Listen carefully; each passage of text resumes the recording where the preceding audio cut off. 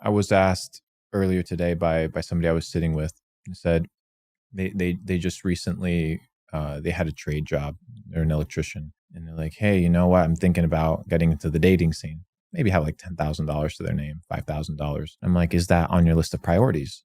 Mm-hmm. Right. So it all comes down to priorities. It's not whether it's a good thing or a bad thing, but it's what is it that you're trying to accomplish in life? Like, what is your plan? Mm-hmm. Is a woman, right, as beautiful as they are, as fun as it is to have them around, is that on your list of priorities as a man? Or are there things that top that list of priorities that are more important?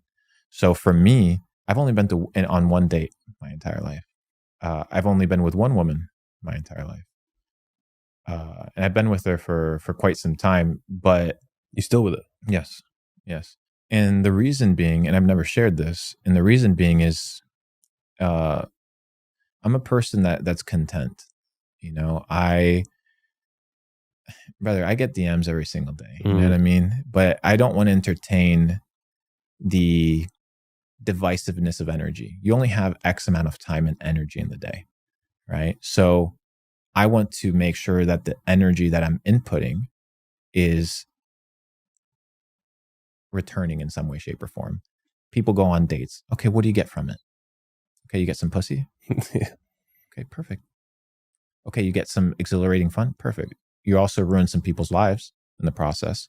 But what are you getting from that? Okay, there might be some people that have different philosophies. You can go pick up chicks. People can do whatever the fuck they want. Like, I honestly don't care. But I also know the level of distraction and the amount of effort that is required to be in that scene, to be doing those things. And to me, it's just not on my list of priorities. Not whether it's a good thing or a bad thing. It's just on my level of priorities that is so far down the totem pole that a good thing at the wrong time can be a bad thing.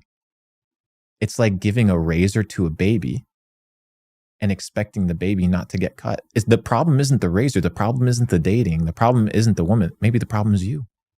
Maybe you're in a situation where you can't handle a relationship. Maybe you're in a situation where you need to focus on yourself. Maybe you're in a situation where you need to develop. You need to become a man. Second, I have a friend who's he's in a similar situation.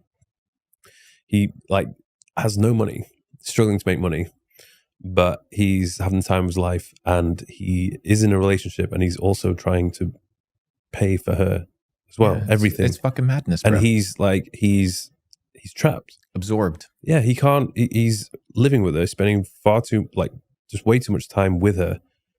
Any money that comes in, half of it has to go to her, and then he doesn't get any time to himself to build something that's actually going to earn him money. I think I think the important thing is, number one, boundaries. People get into relationships and they assume that they have to be with somebody the entire day, all day long. Dude, I travel 4, 5, 6 months out of the year by myself, do my own thing. I don't need to be out here on a couch watching Netflix, hugging and cuddling every single day. What the fuck is that bullshit? I'm not doing that. If you look at, you found someone who is stable, brother, that. Because you set the parameters ahead of any sort of interaction and relationship, setting the boundaries and letting people know, hey, this is my life. This is what I do. And welcome on board. And if you're not on board, like, sorry, but that's the name of the game. And that doesn't mean I need to find 90 different girls, 10 different girls. That just means I need to understand what's my mission, what's my purpose, what's my priority. And based off of that spectrum, right? Like we talked about, obey that list of priorities that you're in.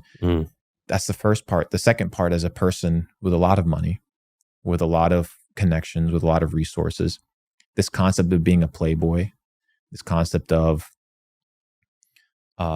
going and sleeping with a ton of women or being unfaithful is popularized per se, but it's not for me.